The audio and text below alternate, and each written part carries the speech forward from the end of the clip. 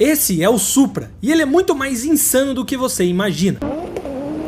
Jogos e filmes como Need for Speed e Velozes e Furiosos colocaram os holofotes nesse carro, o que acabou por formar uma legião de fãs do modelo. Mas essa febre só aconteceu quase 10 anos depois do seu lançamento. O que as pessoas pensavam desse esportivo da Toyota antes mesmo de Brian pilotar o carro nos cinemas? São 5 gerações, mas apenas a A80 recebeu o carinho e reconhecimento a nível mundial. Uma demanda que nem a própria fabricante acreditava que era possível. Mas o que está debaixo daquele capô? O que esse carro já venceu? E qual o real motivo do sucesso desse esportivo? Será que é algo muito além do desempenho nas estradas? Hoje você vai entender de uma vez por todas o que faz da 4ª geração do Toyota Supra tudo o que as outras não conseguiram ser. Uma dessas gerações que inclusive o Top Gear Jeremy Clarkson acha não ter sido feita para pessoas inteligentes. E você vai descobrir qual é no fim desse vídeo. Hoje você terá uma resposta de como o esportivo japonês saiu do céu e foi diretamente para o inferno do automobilismo.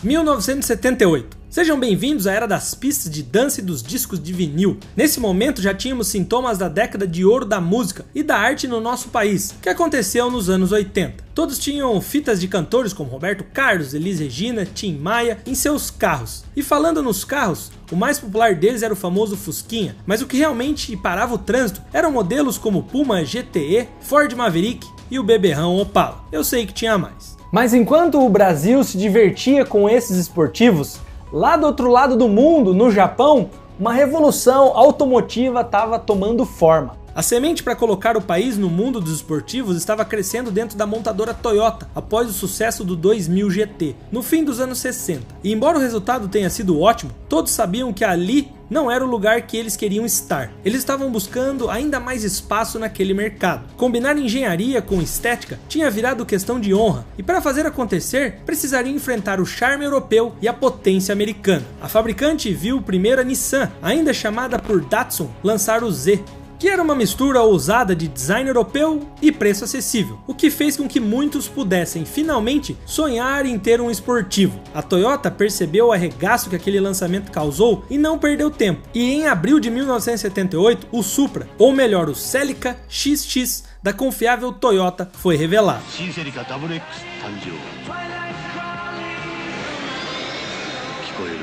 Em pouco tempo, o Celica passou a encantar com sua destreza nas ruas. Era um esportivo poderoso e confortável de guiar, com motor de 6 cilindros injetados a combustível. Além da performance notável, a expansão a nível mundial desse carro da Toyota contou com sorte deles e azar dos outros. No começo daquela década, a América precisava de algo diferente. A crise do petróleo afetou significativamente Estados Unidos, Canadá, Austrália e Nova Zelândia. Os carros enormes e pesados estavam fora de cogitação por conta dos preços altos e a escassez de combustível. Eles precisavam de outras alternativas, então a chegada do Celica foi em um timing perfeito. Ele era a resposta para todos os problemas da população naquele contexto. Além de toda a sua capacidade mecânica, ele ainda contava com todos os luxos possíveis da época, como vidros elétricos, volante inclinável e um sistema de som de última geração na época. Com a chegada dos anos 80, foi introduzido no modelo um motor 2.8 litros de 116 cavalos. Comparado com seus possíveis rivais da época, como Porsche 924, BMW 320i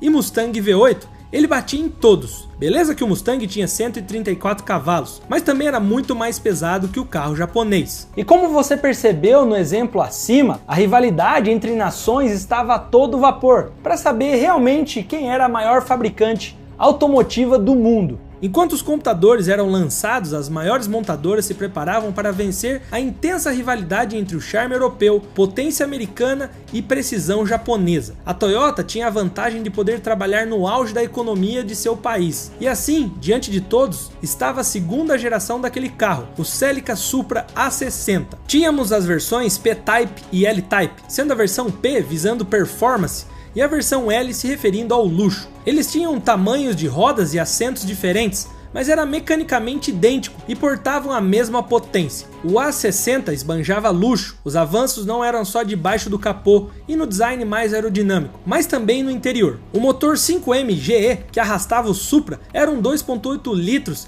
e agora contava com duplo comando de válvulas, o que ajudou a aumentar a potência para 150 cavalos. O modelo ainda contou com a ajuda da fabricante britânica Lotus para ajustar a sua suspensão, o que tornou o carro único para as estradas. Vai parecer mentira, eu sei, mas há 40 anos atrás, o carro japonês já tinha tudo isso. Controle de temperatura, algumas opções de painel digital, lavadores de faróis, freios a disco nas 4 rodas e a opção de um turbo compressor se você vivesse no país sede da Toyota, o Japão. Nesse momento, o envolvimento da Toyota com os carros esportivos estava começando a causar impacto no mundo todo e eles estavam longe de querer parar por ali. A crise do petróleo estava caminhando para o fim e todos voltaram a buscar potência e velocidade. Queriam que o motor do carro gritasse por eles, comemorando o fim da crise que durou quase uma década. A fabricante japonesa respondeu ao público sedento por potência e lançaram a terceira versão do Supra.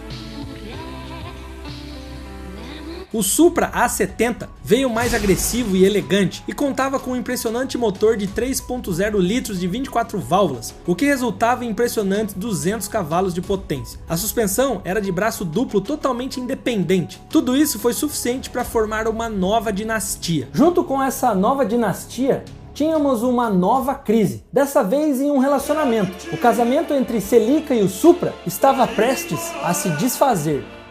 O Celica para nós e Celica para eles se manteve um esportivo, só que com uma aerodinâmica mais conservadora e de tração dianteira. Já o Supra foi pro verdadeiro tudo ou nada. Eles dobravam a aposta na evolução do esportivo de tração traseira. O motor 7M GTE foi encaixado com maestria, entregando 230 cavalos de potência e muito mais torque. Fora a potência inquestionável, ainda teve a versão turbo do Supra, lançada em 87, que contava com recursos adicionais para bancar a potência a mais, como o refrigerador de óleo do motor, intercooler e um aerofólio integrado. No ano seguinte, o modelo passou por diversas atualizações, tanto no design quanto na potência e tecnologia, o que incomodou alguns, já que o carro da Toyota engordou alguns 360 quilos nessa brincadeira. Mas ainda assim, esse se tornou o Supra mais vendido da história. O estouro nas vendas motivou os japoneses a levarem o projeto para a pista, e em 88 eles adaptariam o Supra nas rigorosas regras do campeonato japonês de carros de turismo, no grupo A. Eles trouxeram o modelo MA70 para as corridas e como precisariam ir para produção, o modelo de quase 280 cavalos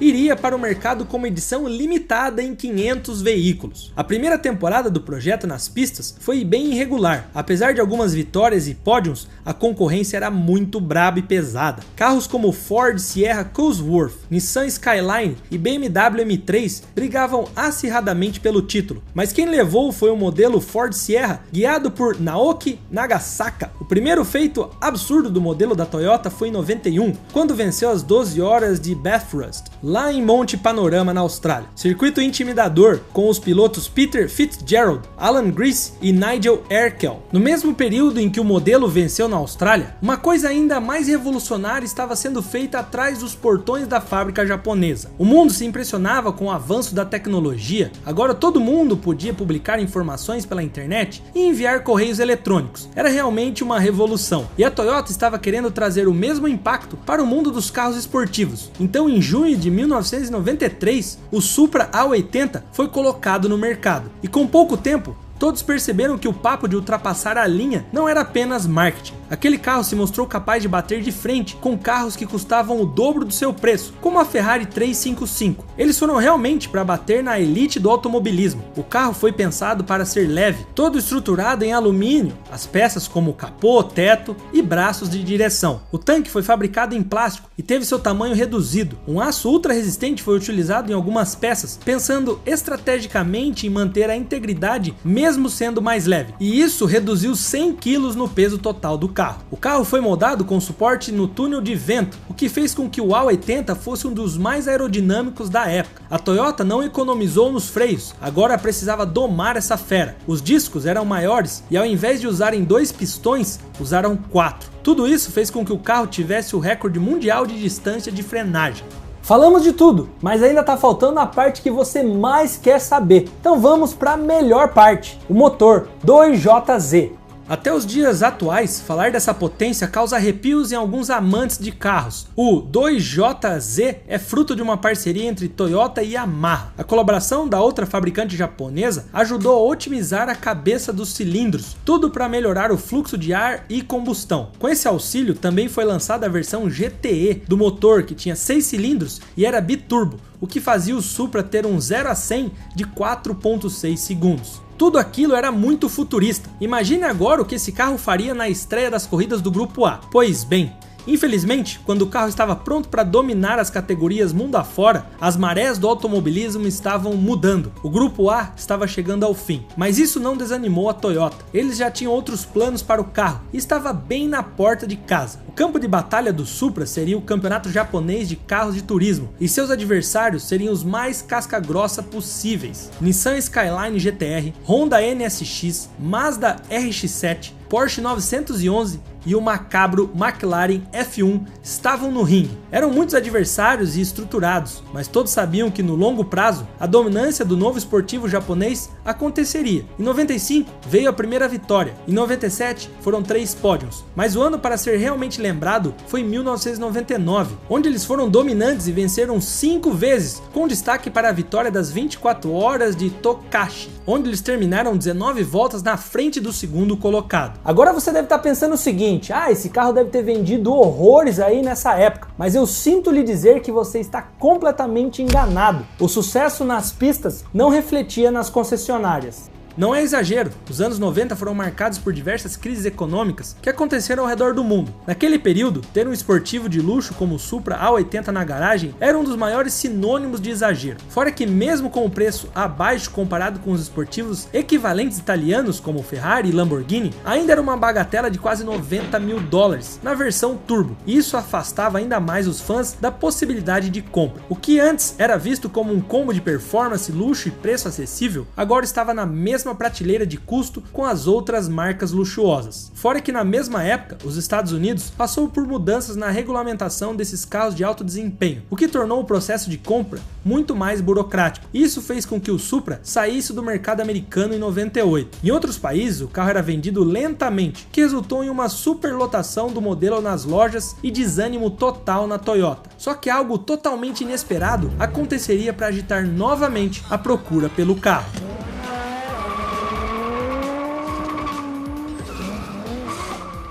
Pois é, agora imagina você dentro de uma loja da Toyota e um monte de pirralho aparecendo atrás de um Supra. O que eles deveriam ter imaginado? Bom, aposto que não pensaram que a culpa disso tudo foi por causa de rachas nas telonas. Pois é, meus amigos, o fato do icônico Brian ter aparecido no filme de 2001 da franquia Velozes e Furiosos, justamente guiando o Supra A80, foi o suficiente para colocar o modelo de novo no centro das atenções. Acho que nem se a Toyota tivesse pago para promover o carro, daria tão certo como aconteceu nas telas. Aquela máquina virou um carro referência de toda uma geração, iniciando pelo filme e depois pelo que eu vou te contar agora. A cultura automotiva inteira passou por uma reformulação inesperada. Kits de carroceria e modificações cada vez mais extravagantes estavam em alta. A vida imitando a arte mais uma vez. Com a febre, os jogos de videogame também apareceram, como Need for Speed e Gran Turismo, se adaptaram à nova realidade, incluindo as novas tendências e, claro, o Supra. Poucos sabem, mas aquele Supra do filme passou por algumas mudanças além das visuais. O motor era ainda mais potente, produzindo mais de 1000 cavalos. Essa aparência mais agressiva foi o que encantou os entusiastas. Tinha um design arrojado e de rachas, com desempenho. Tudo isso ainda foi incorporado com o amor que Paul Walker tinha por aquele modelo. Ele era um verdadeiro entusiasta.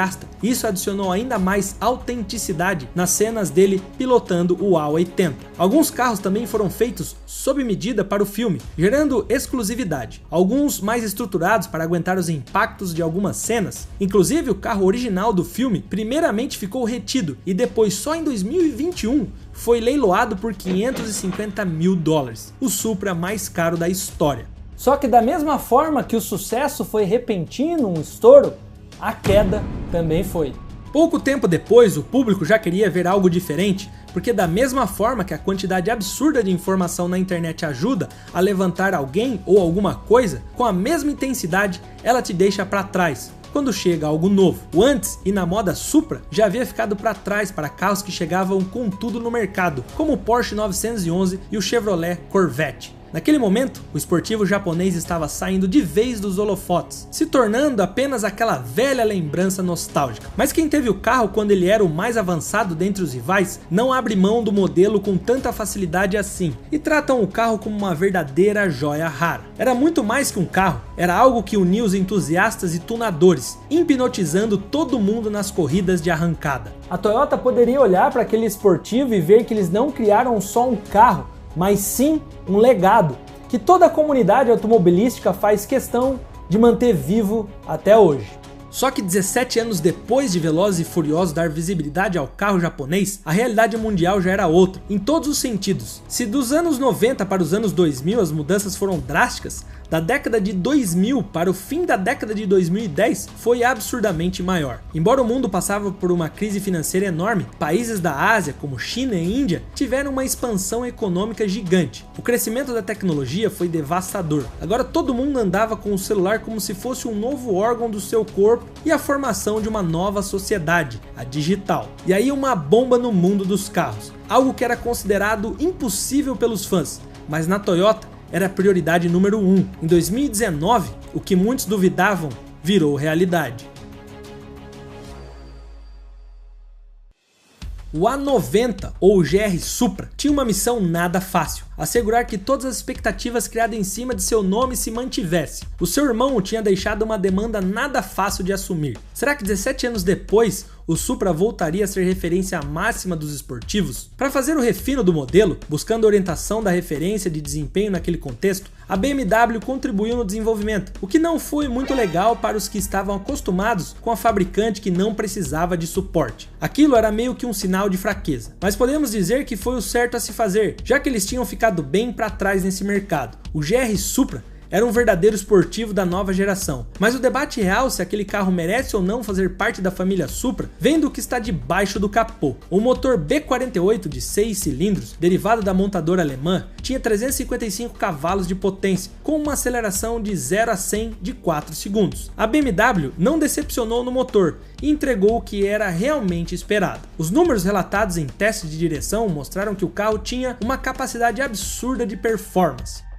Mas ainda faltava algo, alguma coisa que não tinha nada a ver com cavalos de potência ou um bom torque. Na década de 80 e 90, os engenheiros da Toyota sacrificaram tudo o que fosse preciso para criar o lendário carro, sem precisar da ajuda de ninguém. Porque dessa vez não foi igual. Muita calma nessa hora, porque o contexto é muito importante nesse caso. O buraco é muito mais embaixo, e envolve muito mais que apenas orgulho de fazer tudo por conta própria. Para entender totalmente a história do renascimento do Supra em 2019, precisamos falar de Tetsuya Tada. Ele é o engenheiro-chefe da montadora e com o sucesso do modelo 86, lançado em 2012 com o seu auxílio, ele se tornou o líder do projeto de reviver o carro dos anos 90. Ele tinha o trabalho árduo de juntar o legado deixado pelo esportivo com o que de mais moderno o mercado dos automóveis tinha a oferecer. E pensando nisso, na época do lançamento do 86, ele viajou para Munique, na Alemanha, buscando negociar uma parceria com a BMW. Logo de cara, misturar a filosofia japonesa com a abordagem ousada alemã se mostrava um trabalho quase que impossível, e as negociações se arrastaram durante os anos. Aquilo realmente fugia muito da política da Toyota, mas era isso ou ver o Supra continuar enterrado nos escombros do passado. Quando finalmente os alemães e japoneses pareciam falar a mesma língua, eles tiraram os planos do papel. A Toyota queria bater de frente com a Porsche Cayman, já a BMW visava refazer o reinado do modelo nos anos 90. No fim das contas, cada empresa fez o que estava realmente ao seu alcance. A Toyota dedicava em manter o legado do Supra, enquanto a BMW dava o seu toque único de robustez, que era a tendência do mercado naquela situação. Então, embora a parceria entre as duas fábricas tenha dividido opiniões, entenda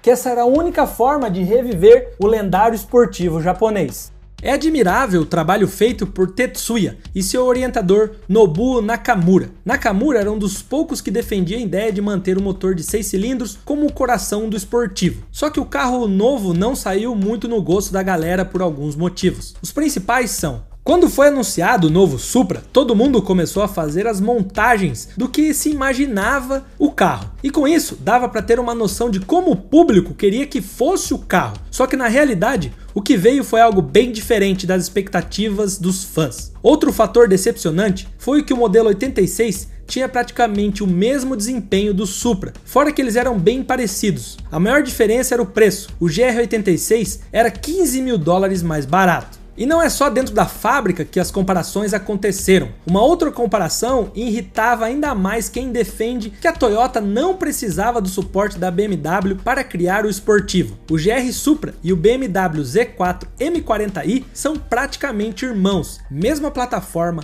mesmo motor, mesma caixa de câmbio e um design interno praticamente idêntico. Tetsuya, na época, jurou de pé junto que não tem nada a ver um com o outro e diz serem dois modelos totalmente distintos, mas não é o que todo mundo e o resto do mundo pensa. E para piorar, os que dizem não serem iguais puxam mais para o lado do Z4, dizendo que o carro alemão lida melhor com as imperfeições do asfalto e é mais agradável de se guiar ao limite. E com certeza não era o que os japoneses esperavam receber de feedback. Só que o mundo dos carros já estava tendendo a mudar de direção quando o esportivo chegou. O mercado seguiu um caminho ainda mais inovador e a fabricante japonesa não queria parar por ali. Deixar aquela última má impressão do Supra nunca foi o desejo de nenhum dos chefões da montadora. Então, já está todo mundo alinhado para 2026 termos um novo Supra e dessa vez elétrico. Tá, calma, eu sei que você esbravejou aí no sofá e eu também lendo esse roteiro. O planejamento do Supra EV segue a todo vapor e com muito otimismo por parte da fabricante. Ainda não dão como certo que o novo carro virá 100% elétrico, ainda existe uma possibilidade do carro ser híbrido, tomara. Ainda temos poucas informações sobre a potência que terá o carro e sobre o design final. O que nos resta é aguardar. A verdade que dói em alguns é de que nada vai superar o que foi o modelo A80. Tudo porque aquele carro não se destacou apenas por ser o Supra, mas sim por conta do conjunto da obra. Filmes e jogos que eram febre na época deram aquela força para que o modelo recebesse o mérito que sim, ele merecia, mas não tinha até certo momento. E depois virou uma lenda e te fez sonhar em ter um até hoje. O legado do Supra e o carinho que os fãs têm pelo modelo são indiscutíveis, mas sinceramente acho que nada vai conseguir superar a entrega e o sucesso que o carro teve no começo dos anos 2000. O mais engraçado de tudo isso é pensar que na mesma época que toda a febre do Supra acontecia, a linha de carros de luxo da própria Toyota, a Lexus, estava criando o melhor carro do mundo, mas o resultado foi totalmente o oposto: mortes e um gasto de bilhões. Sabia? O melhor supercarro do mundo é também um dos mais fracassados da história. No vídeo que já tá passando aí na sua tela, você vai entender o que fez do Lexus LFA um dos maiores desastres financeiros do automobilismo. Te vejo já!